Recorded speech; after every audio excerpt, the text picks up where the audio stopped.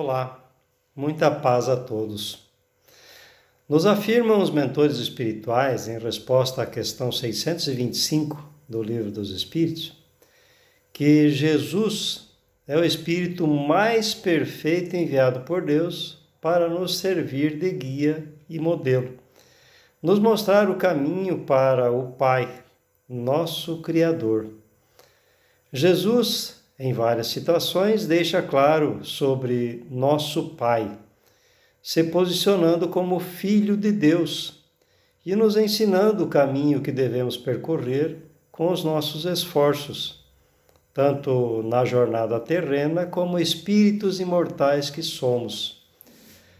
Portanto, Jesus é nosso irmão mais evoluído, que veio aqui nos instruir. Somos todos filhos do mesmo Pai. Ele nos ensinou sobre a prece, que é força à nossa disposição para sintonizarmos com o Criador e mantermos a harmonia, o equilíbrio, a paz, a felicidade. É um hábito a ser desenvolvido de forma individual. Em resposta à questão 659 do Livro dos Espíritos, os Espíritos afirmam que a prece é um ato de adoração. Orar a Deus é pensar nele, é entrar em contato com ele através do pensamento. Com a prece, louvamos, pedimos, agradecemos. Os Espíritos esclarecem que a forma nada vale, que o pensamento é tudo.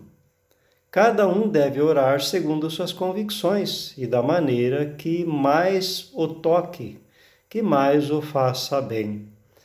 Um bom pensamento vale mais do que grande número de palavras, com as quais nada tenha o coração, que nada tenha de sentimentos. Renunciar à prece é negar a bondade de Deus, é recusar para si e para os outros a assistência divina.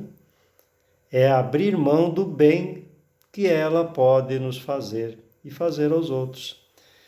Jesus deixou como modelo a oração dominical, também conhecida como a oração do Pai Nosso.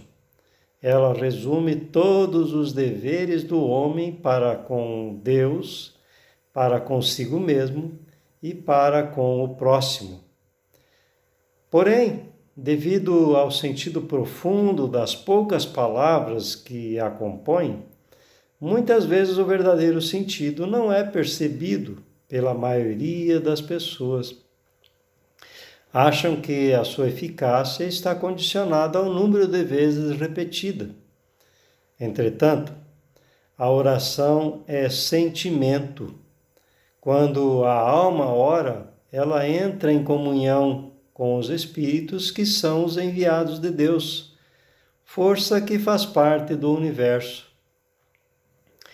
Quando pensamos em Pai Nosso que estás no céu, santificado seja o teu nome, devemos elevar o pensamento ao Pai, que coloca seu amor acima de todas as coisas, que nós cremos em Deus porque tudo revela o seu poder e a sua bondade. A harmonia do universo nos comprova uma sabedoria, uma prudência e uma previdência que ultrapassa todas as faculdades humanas. Em todas as obras da criação, desde uma semente a uma planta, uma flor, ao ar que respiramos, até os astros que se movem no espaço, podemos perceber uma inteligência suprema que a tudo coordena. Quando pensamos em venha o teu reino, é o reino de amor ensinado por Jesus. A maior lei de Deus é a lei de amor. Deus deu aos homens leis plenas de sabedoria para alcançarmos a felicidade, desde que as cumpramos. Com essas leis, faremos reinar a paz e a justiça. seriam evitados os males que se geram dos excessos e dos abusos. Todas as misérias deste mundo provêm da violação de suas leis, e nenhuma infração às leis deixa de ocasionar consequências. Os animais possuem um instinto que lhe traça o limite do necessário, e eles maquinalmente se conformam. Ao homem, além do instinto, nos deu a inteligência e a razão, e também a liberdade de cumprir ou infringir as suas leis. Temos a liberdade de escolher entre o bem e o mal, a fim de termos o mérito e as responsabilidades das nossas ações. Ninguém pode alegar ignorância das suas leis, já que estão gravadas na consciência de cada um de nós. Quando pensamos em que faça-se a tua vontade, assim na terra como no céu, é para que a vontade do Pai seja cumprida em todas as circunstâncias, em todos os locais. Se a submissão é um dever do filho para com o pai e a mãe, do inferior para com o seu superior, muito maior deve ser a submissão da criatura para o seu Criador. Fazer a vontade do Pai é observar as suas leis e vivenciá-las, sem queixumes, sem reclamações, e na terra, como no céu, em todos os lugares. Ao pedirmos, dá-nos o pão de cada dia, é que o pão simboliza o alimento indispensável para a sustentação das forças do corpo, mas precisamos também o alimento espiritual. O espírito primitivo encontra seu alimento na natureza. Nós, porém, devemos o sustento à nossa própria atividade e aos recursos da nossa inteligência, porque fomos criados livres.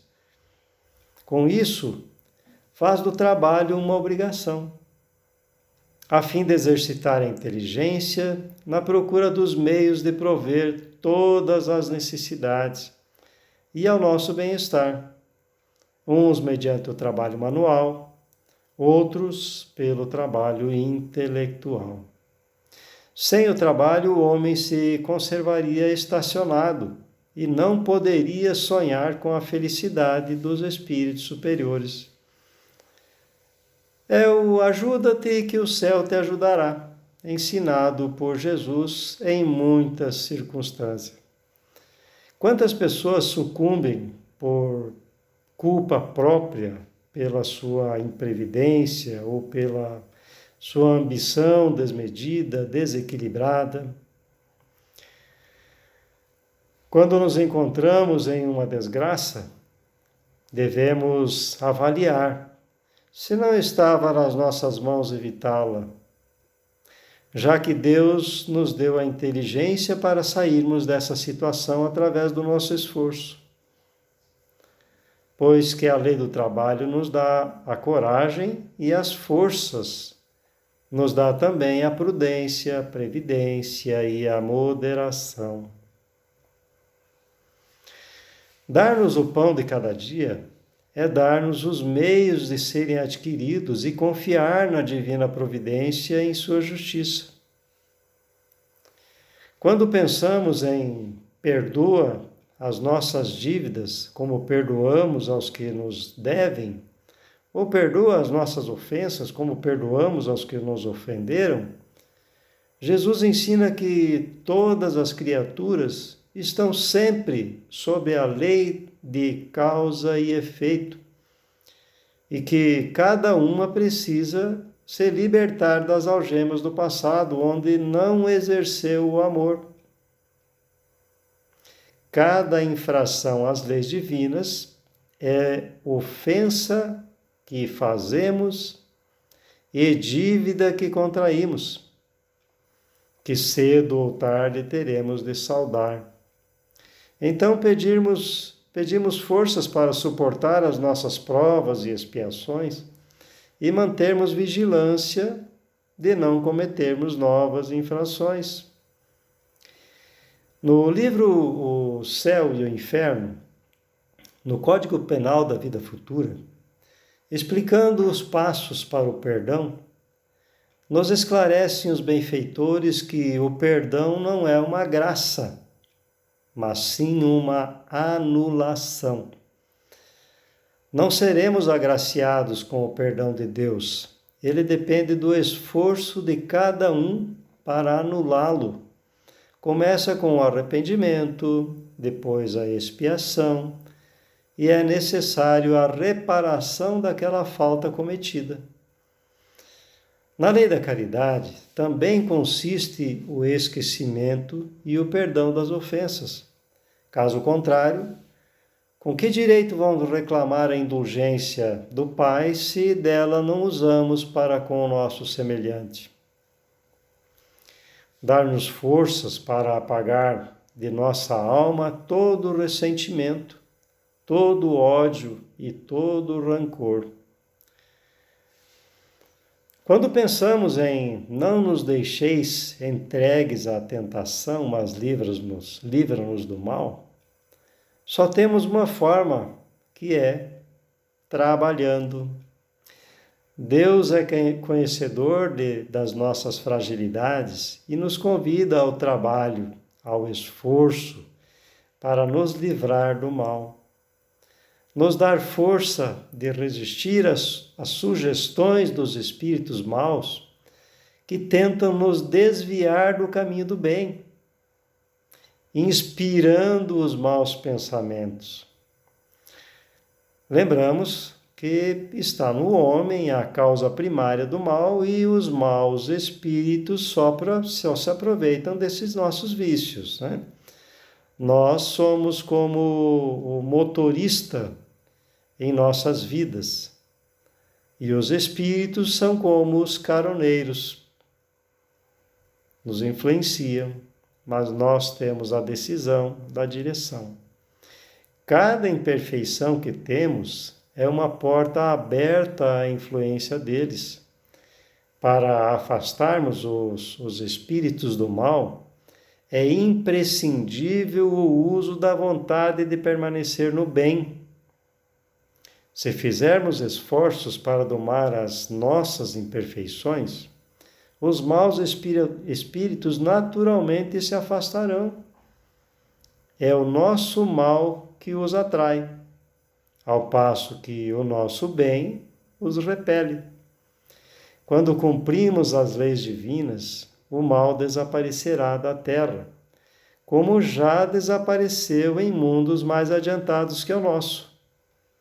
É o que nos afirmam os Espíritos. Quando desejamos que assim seja, pedimos que seja feita a vontade do Pai, a vontade de Deus, e nós nos curvamos perante a sua sabedoria infinita. Pedimos que em todas as coisas se faça a tua vontade e não a nossa, pois Ele somente quer o nosso bem e melhor do que nós sabe o que nos convém. Jesus nos ensina quando pronuncia: Pai, seja feita a vossa vontade. Podemos direcionar a prece a nós mesmos e também a todas as pessoas encarnadas e desencarnadas. Lembram os benfeitores que a alma tem mais necessidade da oração do que o corpo de pão. Orai, vigiai e orai, para que não entreis em tentação, afirmou Jesus. É o convite do Mestre e dos Espíritos mensageiros para adotarmos os comportamentos da vigilância e da oração ao longo do nosso caminho evolutivo, pois basta um pensamento de amor para nos elevarmos ao céu.